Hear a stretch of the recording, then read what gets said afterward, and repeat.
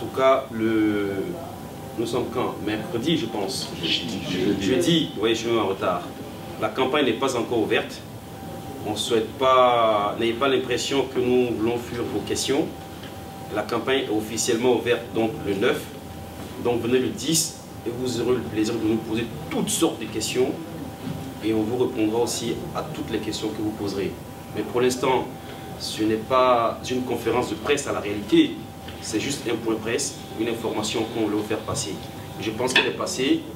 Nous allons passer à table. Et revenez donc le samedi à partir de 17h ou 56 avenue du président Wilson. Vous n'allez pas jouer comme ça. On va prendre juste deux, trois questions et après nous allons aller directement au déjeuner. Nous avons convié ce midi pour un déjeuner de presse. Donc comprenez que le déjeuner de presse, donc on va aller... Okay. Oui, l'échange doit être bref. C'est pour ça que nous sommes, on a situé derrière le cadre. Chers confrères, on a situé derrière le cadre. Vous avez reçu l'invitation. Il faudrait qu'on aille à l'essentiel. L'essentiel a été d'abord l'information qu'on vous a apportée ce matin, à savoir le lancement officiel le samedi. D'accord? Est-ce que tu trouves normal que toute la presse qui est là, tu donnes la parole à une seule organe et les autres? Non, non, j'ai pas de... Lui, il a parlé de Revenue. L'autre, il a parlé de Revenue. Pareil. Deux ou trois questions maximum et puis ça va se faire. Augustin Didier. Merci beaucoup. Monsieur Nizako, je voudrais d'abord vous remercier. Vous êtes le président du... On m'a demandé de m'asseoir, c'est pas par impolitesse, excusez-moi. Alors vous êtes le président du RHDP France. Et vous venez de nous expliquer un peu ce pourquoi nous sommes là.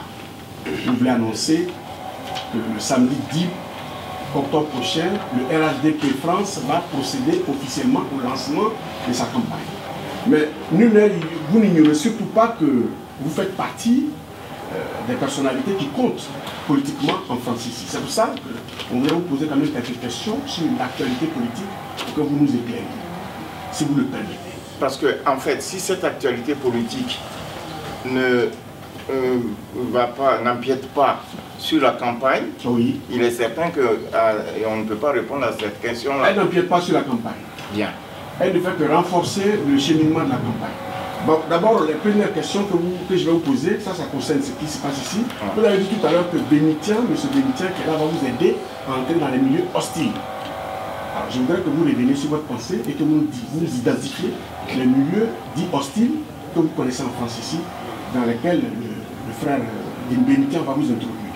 Ensuite, M. Bénitien a dit qu'il n'y avait qu'un seul bureau de vote. Alors, je voudrais savoir si c'est pour toute la France ou alors juste pour l'Île-de-France, qui nous éclaire dessus. Et puis ensuite, la question qui vous concerne vous-même personnellement sur l'actualité politique. Il s'agit que, en Côte d'Ivoire, les adversaires de celui que vous portez ici en France estiment qu'ils sont floués dans leur volonté d'aller à ces élections. Et l'opinion internationale a dénoncé récemment que les 100 millions que le candidat président Ouattara tient à offrir à ses adversaires, c'est une forme de corruption. Ce n'est pas moi qui le dis, c'est Amnesty International qui le dit, ce n'est pas Augustin Guégué. Alors vous qui êtes quand même quelqu'un d'important au sein du RHDP, est-ce que vous pouvez nous expliquer un peu ce qui se passe autour de ces 100 millions? Je vous remercie. Merci. Bon, en ce qui concerne le rôle de Bénitien, il va lui-même vous expliquer l'explicité. Et pour ce qui est du lieu du bureau de vote, en fait, c'était simplement pour indiquer qu'il y a un seul espace pour ce qui concerne les élections. Sinon, en ce lieu-là, à Paris, où il y a plus de 14 000 électeurs, c'est un lieu qui va accueillir plusieurs bureaux, c'est-à-dire à peu près, pour l'Île-de-France, à peu près une quarantaine, entre 30 et 40 bureaux, parce qu'un bureau ne peut pas accueillir plus de 400 électeurs. Voilà. Donc, pour ce qui est des 100 millions, vous savez, et pour ceux de l'extérieur, je veux dire, il y a donc 7 autres bureaux en province. Nous avons Lyon. On a donc un bureau à Lyon, Marseille. Lille. Non, vous me laissez citer. Nous avons donc, je disais, Lyon, Marseille, Bordeaux, Lille, Nantes, Strasbourg, Toulouse. Voilà. Donc dans chaque ville, il y a un bureau. À Paris, ça se passe en un seul lieu avec plus de 30 bureaux. Très bonne chose. Voilà. Donc voilà.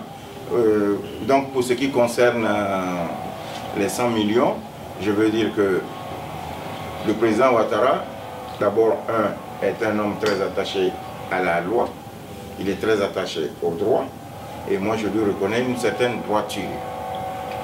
De ce fait, les 100 millions sont des fonds qui auraient pu, si la représentation nationale était partie jusqu'au bout de la mise en place d'un cadre légal, aurait pu être considéré, aurait pu être légal.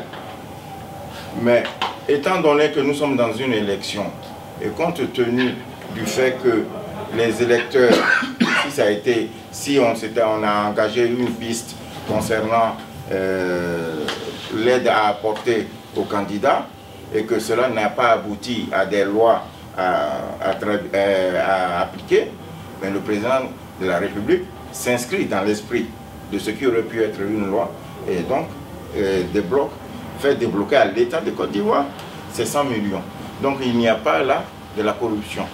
Les gens peuvent le penser. C'est vrai que pour certains, chaque fois que des choses se passent en Afrique, on pense que c'est de la corruption, ça se passe dans un état sauvage. Non. Les candidats ont refusé les 100 millions. Oui, c'est qu'ils n'ont pas compris l'esprit dans lequel le président Ouattara inscrit l'attribution de ces 100 millions. Merci. Donc je pense qu'il y avait une question qui m'était adressée, à savoir mon rôle dans la campagne. Hein. Si j'ai bien compris. Les milieux hostiles que vous allez pénétrer, c'est lesquels? Oui, je dis mon rôle dans la campagne. Mon rôle de la campagne, c'est tout simplement expliquer donc toutes les dispositions qui ont été prises pour la diaspora. Vous êtes sans ignorer que depuis que la Côte d'Ivoire existe, de façon officielle, enfin ou du moins depuis qu'on est indépendant, depuis qu'on a un président, c'est la première fois que l'État ivoirien s'est doté d'un ministère des Ivoiriens de l'extérieur. C'est inédit. On avait certes une direction des Ivoiriens de l'extérieur qui existait, je pense, depuis 2002, mais qui était une direction, j'allais dire, comateuse. Elle a été ressuscitée, elle a été réveillée et elle est extrêmement active. Et je salue ici donc le directeur général des Ivoiriens de l'extérieur qui abat un travail formidable au nom d'Isiaka Konaté. À côté de cela, il y a eu donc pas mal de projets pour la diaspora que le président donc, Alassane a eu à prendre. Il s'agit très prochainement donc, de la mise en place d'un haut conseil, parce qu'on se plaint toujours de la cacophonie, un peu partout. On ne sait pas qui nous représente. Et quand l'État veut discuter, il n'a pas toujours le bon interlocuteur. Ou soit quand il a même un interlocuteur, on trouve qu'il n'a pas le bon costume, il n'a pas le bon parti politique, il n'a peut-être pas la bonne taille, il ne nous reprend peut-être pas. Et la raison pour laquelle il y aura un haut conseil. À côté de ça, vous savez tous que la diaspora ivoirienne, elle est extrêmement pétrie de connaissances et de compétences. Et aujourd'hui, le concept même d'Ivoirien nouveau, on appelle donc à des compétences. À des nouvelles compétences, à d'autres compétences même, j'allais dire. Donc il y aura très bientôt un répertoire des compétences de la diaspora qui sera mis en œuvre pour permettre donc à ces compétences en train de se mettre au service de notre pays.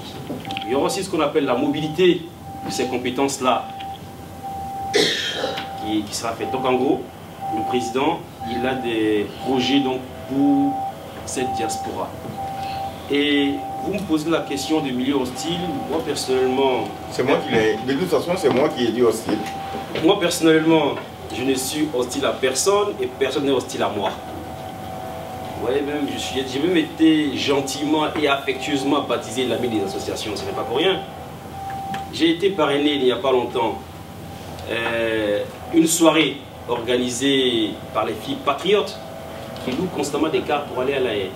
Je ne voyais pas en face de moi des filles patriotes, mais je voyais des Ivoiriennes en face de moi. J'ai parrainé la soirée des Baoulés. Je ne voyais pas en face de moi des Baoulés, je voyais des Ivoiriens. J'ai parrainé les gazelles d'une région de Kani.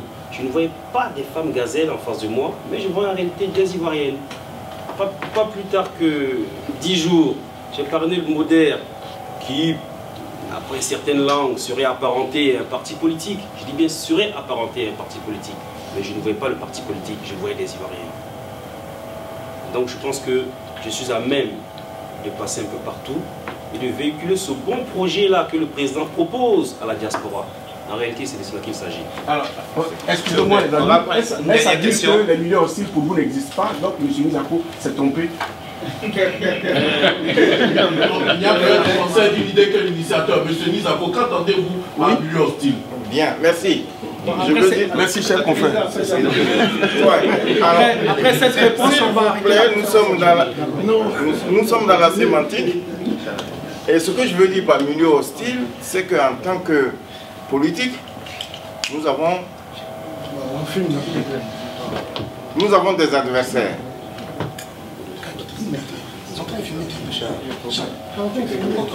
Nous avons, je veux dire, en tant que politique, nous avons des adversaires.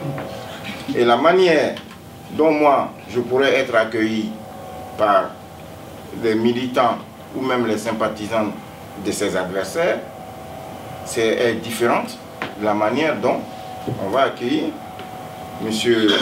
Bemitian Ouattara, chargé de la société civile. Vous comprenez aisément que quand je parle de milieu hostile, ce n'est pas dans le sens guerrier du terme. Mais je veux simplement dire que j'aurai plus de difficultés à pénétrer ces milieux-là qu'à aller vers les miens. Merci.